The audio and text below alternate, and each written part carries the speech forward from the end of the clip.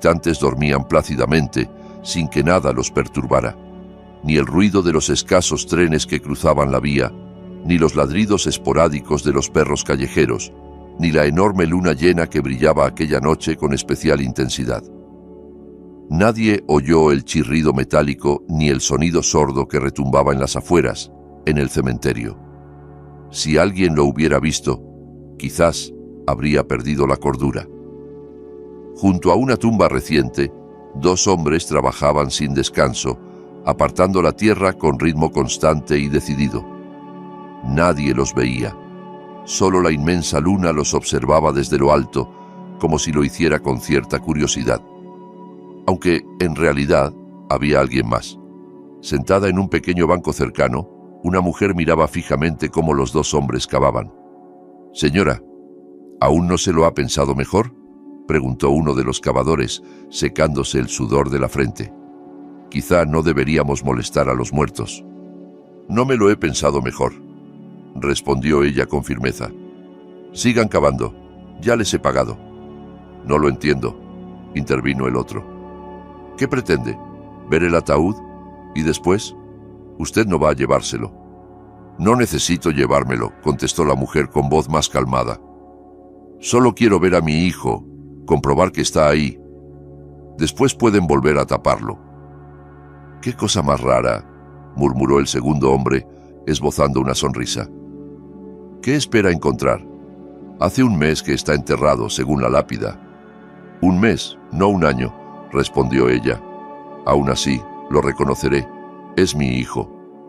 Los dos hombres se miraron fugazmente pensando que aquella madre había perdido la razón a causa del dolor.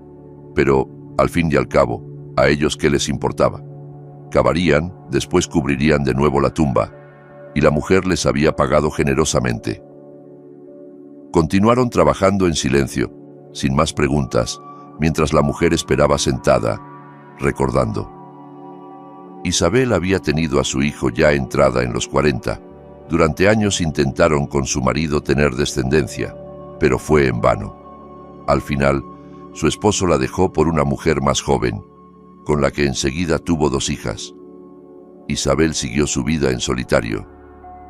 Un día, al pueblo llegó un joven ingeniero agrónomo recién salido de la universidad.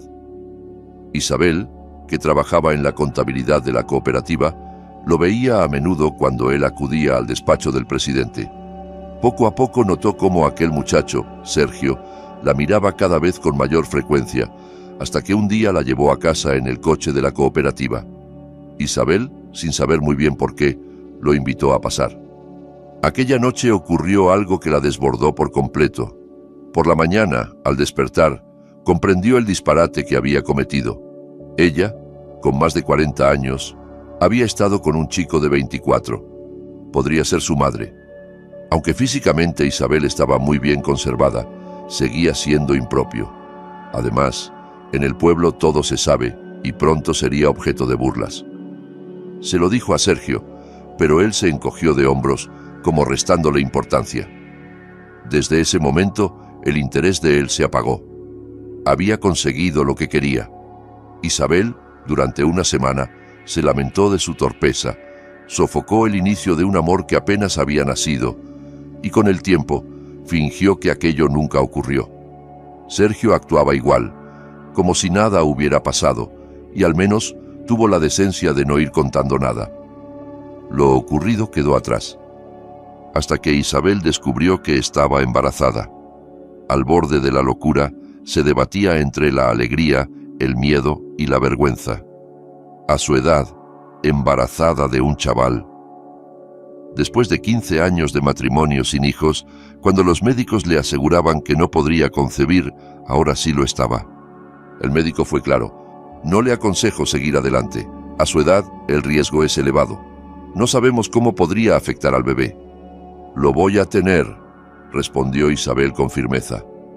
«Durante años me dijeron que era imposible, y ahora lo he conseguido. No les creo. Todo saldrá bien». «Muy bien», dijo el médico sin emoción. «Entonces le haré los papeles para los controles y análisis». Pronto, Sergio se marchó del pueblo. Isabel incluso sintió alivio. Él no debía enterarse de nada. A fin de cuentas, sería solo suyo. En el pueblo, como era de esperar, corrieron rumores. Nadie supo realmente de quién estaba embarazada Isabel. Después de la marcha de su marido, había vivido sola. Las mujeres del pueblo cuchicheaban en los bancos, pero pronto se cansaron del asunto. No les incumbía criar al niño, después de todo. El pequeño Samuel nació a término, sano y fuerte. Cuando Isabel lo tuvo por primera vez entre sus brazos, supo que era el mayor regalo de su vida. Ya no estaba sola, tenía un motivo para seguir adelante. Samuel creció siendo un niño excelente. Destacaba en la escuela, participaba en olimpiadas académicas y en deportes mostraba especial talento en atletismo. Isabel soñaba con que, al terminar el colegio, su hijo siguiera estudiando, ya fuera en ciencias, letras o deportes. Para ella, cualquier elección de su hijo sería la correcta. Pero un día, Samuel la sorprendió. «Mamá, quiero ir al servicio militar primero», le dijo en el último curso.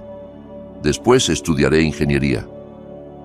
«Hijo, ¿para qué perder un año?», intentó convencerle Isabel.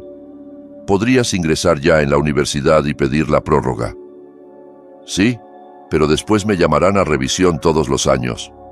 «No, mamá, primero cumplo con el servicio y luego me centro en los estudios. Además, después tendré ventajas para ingresar en la universidad». Isabel comprendía que discutir era inútil. Samuel había heredado su terquedad. Prepararon una bonita despedida. Estuvieron todos los compañeros de clase y también estaba Elena, la primera novia de Samuel. A Isabel le caía muy bien aquella chica. Hasta la imaginaba como futura nuera. Formaban una bonita pareja. Tras la partida de Samuel, madre e hija se quedaron en el andén, abrazadas, llorando mientras el tren se alejaba. «Vamos, Elena», suspiró Isabel. «Ahora solo nos queda esperar a nuestro Samuel». La muchacha asintió con los ojos llenos de lágrimas. Elena no se olvidó de Isabel ni después de trasladarse a la ciudad para estudiar. Llamaba con frecuencia. En una de esas llamadas, Elena sonaba especialmente nerviosa. «Doña Isabel, ¿no ha visto las noticias hoy?», preguntó con inquietud. «No, hija, llevo toda la mañana liada con la cocina. Me puse a empapelar la cocina y ni he encendido la tele», respondió Isabel. «Han empezado los enfrentamientos en la frontera, donde está Samuel. No es una guerra oficial, pero están disparando», dijo Elena temblando. A Isabel le faltó el aire. Se desplomó en el sillón. Cuando recobró algo de fuerzas, encendió el televisor. Las noticias confirmaron los combates, pero aliviaron en parte su angustia. Los soldados de reemplazo, como Samuel, no participaban en los enfrentamientos. Solo los profesionales estaban en primera línea. Poco después, Samuel pudo llamarla. «Mamá». «Estoy bien», la tranquilizó con su voz alegre. «Aquí no pasa nada grave». «Pero si dicen que hay enfrentamientos, exageran en las noticias». «Sí, hubo un altercado, pero lo han controlado. Nosotros no participamos en eso, solo salimos a maniobras». «Cuídate mucho, hijo mío». «Claro, mamá», pero a Isabel le quedó la inquietud. ¿De verdad eran solo maniobras? ¿O simplemente la estaba tranquilizando? Pasó una semana y Samuel no volvió a llamar. Los noticiarios cada día traían noticias más alarmantes. En el pueblo, las vecinas, bien intencionadas pero imprudentes, la atormentaban cada vez que iba a comprar el pan. «¿Cómo está tu hijo?» «Sigue cumpliendo, todo bien», respondía Isabel con voz firme. «Ay, qué desgracia, chica, y justo en este momento tan complicado se le ocurre irse a la mili». «No pasa nada», insistía Isabel, aunque el rostro se le iba demacrando por la preocupación. Pasado un mes sin noticias, Isabel decidió acudir al distrito militar. «Todo está en orden», le aseguró la funcionaria. «Si hubiera pasado algo, ya se lo habríamos comunicado». «Pero, ¿por qué no llama? ¿Por qué tiene el teléfono apagado?», preguntó Isabel, al borde del llanto. «Ahora las comunicaciones están restringidas. No puede preocuparse por cada detalle. Su hijo es soldado de reemplazo. Solo le quedan unos meses para acabar. Pronto lo tendrá de vuelta. Isabel se fue con el alma algo más tranquila, pero la angustia no la abandonaba del todo. Un mes después, recibió una llamada urgente del distrito militar. Debía acudir de inmediato. Sin esperar al autobús, tomó un coche compartido hacia la capital. Llegó en plena hora de la comida.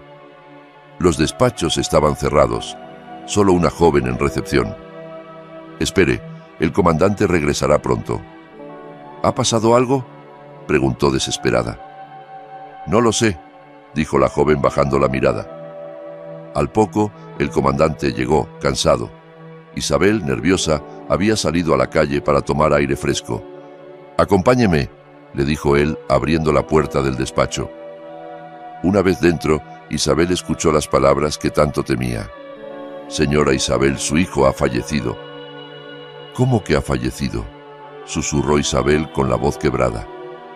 «Mi hijo estaba completamente sano, de lo contrario, ni siquiera lo habrían admitido en el servicio militar». «Lo sé, señora», respondió el comandante con un suspiro, «pero el organismo humano es complejo. Al parecer, sufrió un fallo cardíaco repentino». «¿Un fallo?», gritó Isabel rompiéndose por dentro. «Les entregué a mi hijo sano y vivo, y ahora me hablan de un fallo cardíaco». El comandante alzó las manos intentando calmarla. «Le aseguro que yo sé tanto como usted. Le transmito la información oficial que hemos recibido. Le doy mis más sinceras condolencias». Isabel se desmoronó en un mar de lágrimas. Las funcionarias del distrito militar intentaron consolarla con un vaso de agua y pastillas calmantes, pero nada podía aliviar semejante golpe. ¿Samuel muerto? No, debía ser un error. «¿Cuándo podré recoger el cuerpo?», preguntó ya más calmada, pero aún en estado de shock. El comandante bajó la mirada. «El cuerpo ya ha sido enterrado, allí mismo, en el cementerio de la ciudad donde servía». «¿Cómo es posible?», balbuceó Isabel. «Deberían haberlo traído a casa». «En circunstancias excepcionales se toman esas decisiones», trató de explicar el comandante. «Usted comprende la situación actual, disturbios, problemas logísticos. Enviar el cuerpo habría sido complicado. Los documentos oficiales le serán entregados en breve». Isabel salió tambaleándose. Nada más podía escuchar allí. Su hijo había muerto y ni siquiera pudo darle el último adiós. Ahora todo lo que le quedaba era un montón de papeles. Todo el pueblo quedó paralizado al conocer la tragedia. Samuel, el muchacho alegre, buen compañero, el que siempre tenía una sonrisa, había muerto. Todos intentaban consolar a Isabel. «Qué desgracia tan grande, hija. Has vivido por y para tu hijo, ¿y ahora? ¿Qué será de ti?». Las vecinas la llenaban de palabras de aliento, pero sin darse cuenta, solo le reabrían la herida. Elena, al saber la noticia, regresó del campus universitario. Doña Isabel tenía que venir. No podía dejarla sola en este momento. «Pero hija, deberías estar estudiando». «Mis estudios pueden esperar. Usted no». La presencia de Elena fue un gran consuelo. Juntas repasaban álbumes de fotos, recordaban a Samuel. Dolía, sí, pero también les daba un poco de paz.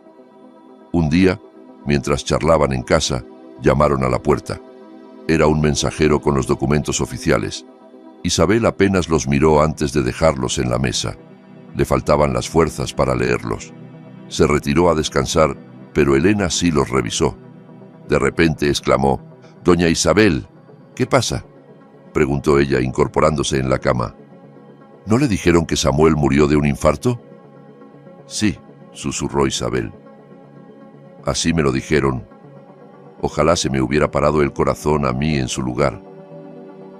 «Pues aquí en los documentos figura que falleció de neumonía».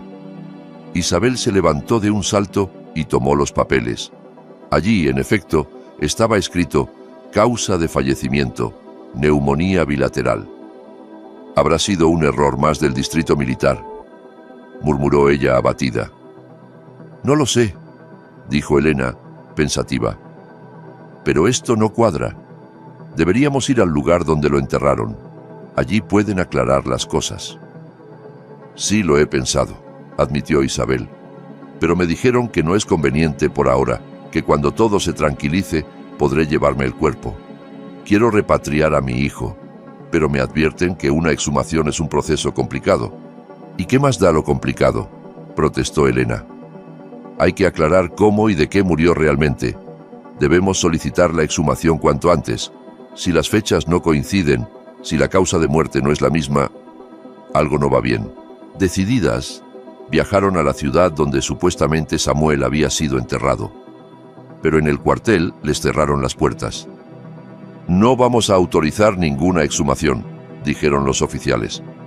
Su hijo falleció a causa de una infección pulmonar. Proceder ahora a abrir la tumba sería peligroso, incluso ilegal. Pero en el distrito militar me dijeron que fue un infarto, insistió Isabel. No sé qué le habrán dicho allí, contestó fríamente el oficial. Según el expediente, sufrió un fallo cardíaco provocado por la neumonía. Señora, acéptelo y deje de remover el pasado. Ya no puede cambiarse nada. Al menos, déjenme visitar la tumba de mi hijo, pidió Isabel con lágrimas en los ojos. Por supuesto, dijeron. Está en el cementerio municipal. Les acompañará un soldado. Cuando llegaron, Isabel y Elena comprobaron que el lugar era un rincón apartado del cementerio, donde solían enterrar a los indigentes o a los fallecidos sin familiares presentes. Allí estaba la tumba de Samuel, bajo una cruz de madera con una placa metálica que decía Samuel García, 19 años. Elena revisó de nuevo los documentos y frunció el ceño. Doña Isabel, Samuel nació el día 25, en la lápida figura el 26, y también en el expediente. Otro error más, suspiró Isabel, derrumbándose de rodillas sobre la tumba. Hijo mío, ni despedirme me dejaron de ti. Pero Elena no se rindió. Esto es muy grave, tenemos que seguir adelante. Aunque lo intentemos por las buenas, en este cuartel jamás nos lo permitirán. Cuando regresaron al cuartel e insistieron nuevamente, el tono del oficial ya fue mucho más agresivo. ¿Pero por qué se empeñan tanto?, gritó perdiendo la paciencia. Que si le dijeron una cosa, que si escribieron otra, son simples errores administrativos. Las prisas, las circunstancias, ¿no lo ven? Su hijo está enterrado ahí y punto. ¿Qué pretenden encontrar? ¿Un cadáver en descomposición? ¿Cree usted que podrá soportarlo? Sí, lo soportaré, respondió Isabel en un hilo de voz, pero firme. No la escucharon más. Las echaron del recinto. Antes de irse, les advirtieron tajantemente que no autorizarían ningún tipo de exhumación y que debían aceptar la realidad. En el hostal, mientras hacían las maletas para volver al pueblo, Isabel, de pronto, se echó a llorar y lanzó su maleta a un lado. «No me voy», dijo con una firmeza que asustó a Elena. «Si hace falta, desenterraré yo misma esa tumba. Solo me iré cuando esté segura de que es mi hijo el que está allí». «¿Pero cómo va a hacerlo?», se asombró Elena. «¿Quién le permitirá algo así?» «Ya lo he pensado todo. ¿Y si realmente hay infección? ¿Y si nos meten en un lío judicial? Que hagan lo que quieran. Tú no tienes que implicarte si no quieres. Yo entiendo que aún tienes toda la vida por delante». «No pienso dejarla sola en esto», suspiró Elena. «Dígame qué planea». El plan de Isabel era sencillo y peligroso. Contratar a 2 indigentes por un buen dinero para que, durante la noche, desenterrasen el ataúd y así comprobar si dentro estaba el cuerpo de su hijo. Todavía no había pasado tanto tiempo desde el entierro, se podría identificar. «Pero eso costará mucho dinero, ¿cree que aceptarán?», preguntó Elena, aún dudosa. «Tengo unos ahorros, casi 200.000 euros, de lo que había guardado para los estudios de Samuel. Se lo daré todo». «¿Qué sentido tiene ese dinero ahora?». «Y el vigilante del cementerio, él puede delatarnos», añadió Elena. «Ahí es donde necesito tu ayuda. Le comprarás una botella, lo distraerás. Es un viejo solitario, seguro que agradece la compañía». Isabel había calculado todo. Solo les faltaban los cavadores. Sorprendentemente, no tardaron en encontrarlos en la estación de tren. 2 hombres de aspecto desaliñado y fornido, acostumbrados a la vida en la calle. Les explicaron lo que debían hacer. Los hombres aceptaron sin reparos. Les parecía dinero fácil, y si algo salía mal, siempre podrían huir antes de que nadie les alcanzara. Cuando cayó la noche, las dos mujeres y los dos indigentes entraron en el cementerio. Elena, mientras tanto, distraía al vigilante con vino y charla como habían planeado. Isabel aguardaba cerca de la tumba, temblando de ansiedad mientras los hombres trabajaban. «¡Aquí está!», exclamó uno de ellos al golpear el ataúd con la pala. «¡Qué ligero está esto!», comentó el otro extrañado. ¿Su hijo era pequeño? «Medía 1,80 m y pesaba 90 kilos antes de alistarse», contestó Isabel con dificultad, incapaz de apartar la vista del ataúd. «Abridlo». Los hombres forzaron la tapa. El crujido de la madera resonó en el silencio de la noche. Los tres se asomaron al interior y quedaron petrificados. El ataúd estaba vacío. «¿Y el muerto?», musitó uno de los indigentes. «Se ha escapado», bromeó el otro intentando romper la tensión. Después miró a Isabel. «Bueno, señora, ¿lo volvemos a tapar?». «No», gritó Isabel como si despertara de una pesadilla. «Dejadlo todo como está. Marchaos. Gracias por vuestro trabajo». Tras pagarles, Isabel llamó a Elena y juntas avisaron a la policía. Cuando los agentes llegaron al lugar, escucharon incrédulos la historia. Les costaba creer que dos mujeres hubieran abierto una tumba por su cuenta, pero el hecho evidente era otro. El ataúd estaba vacío. A la mañana siguiente la fiscalía se hizo cargo del caso y también intervino la justicia militar. Al principio quisieron culpar a Isabel, pero la verdadera cuestión era ¿dónde estaba el cuerpo? Interrogaron al comandante de la unidad militar y entonces todo salió a la luz. Samuel había estado junto a otros reclutas en unas maniobras cerca de la frontera cuando comenzaron los disparos. Los jóvenes inexpertos entraron en pánico y se dispersaron. Poco a poco fueron localizando a todos, excepto a Samuel. Lo buscaron sin éxito.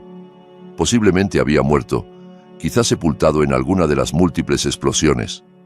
El terreno estaba completamente destruido por los proyectiles.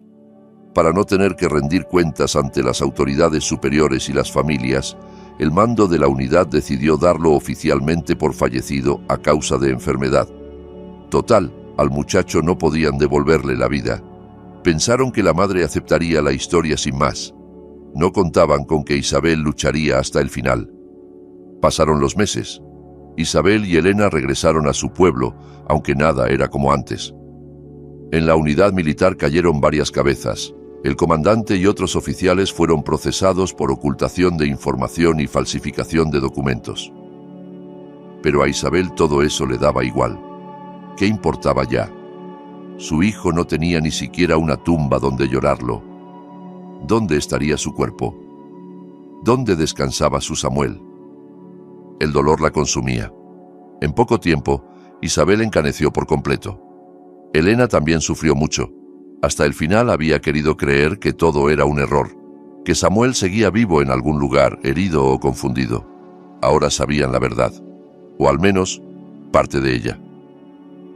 Una madrugada, meses después de aquel horror, alguien llamó a la ventana de Isabel. Medio dormida pensó que era un sueño, pero los golpes insistían. Se levantó con el corazón acelerado y fue a abrir la puerta. Allí, de pie en el umbral, estaba Samuel, más delgado, con el rostro curtido y ojeroso, pero vivo. Isabel se quedó petrificada. «¿Samuel?», susurró sin creerlo. «Soy yo, mamá», sonrió él débilmente. «He vuelto». Isabel no pudo más. Se llevó las manos al rostro y se desmayó. Samuel la recogió antes de que tocara el suelo. Cuando volvió en sí, estaba en su cama, tapada con una manta, y su hijo, su niño, estaba sentado junto a ella. «¿Eres de verdad?», preguntó temblando. «Claro que sí, mamá», rió Samuel. «Estoy vivo». «Pero, ¿cómo? Nos dijeron que habías muerto, que te habían enterrado». Samuel suspiró y con paciencia empezó a relatarle todo. Cuando comenzó el ataque, él fue alcanzado por la onda de una explosión y quedó inconsciente. Sus compañeros creyeron que había muerto, pero en realidad Había sido capturado y llevado como prisionero. Estuvo meses retenido junto a otros soldados en un sótano miserable, sin contacto con el exterior. Las negociaciones para su liberación fueron largas y complejas. Varias veces estuvieron a punto de concretarse, pero se frustraban en el último momento. Finalmente, lograron ser liberados. A Samuel lo trasladaron directamente a un hospital militar. Allí descubrió con horror que, oficialmente, estaba dado por muerto. Nadie le había buscado. Según los papeles, había fallecido hacía meses. Tuvieron que revisar toda su documentación, comprobar su identidad y someterlo a múltiples exámenes médicos. Durante ese proceso, le prohibieron todo contacto con el exterior para evitar filtraciones. Cuando por fin me dieron el alta, lo primero que hice fue venir a casa, concluyó Samuel. Dios mío, hijo, he rezado tantas veces por ti. He llorado como si estuvieras muerto. Ya estoy aquí, mamá. Todo eso quedó atrás. Ahora empieza una nueva vida para nosotros. Isabel lloraba, reía, lo abrazaba sin soltarlo, temiendo que desapareciera si dejaba de tocarlo. Pasado un tiempo, Samuel cumplió su promesa. Se matriculó en la universidad para estudiar ingeniería como siempre había querido. Elena siguió a su lado y poco después anunciaron su boda. Y así, tras tanto dolor, la vida volvió poco a poco a sonreírles.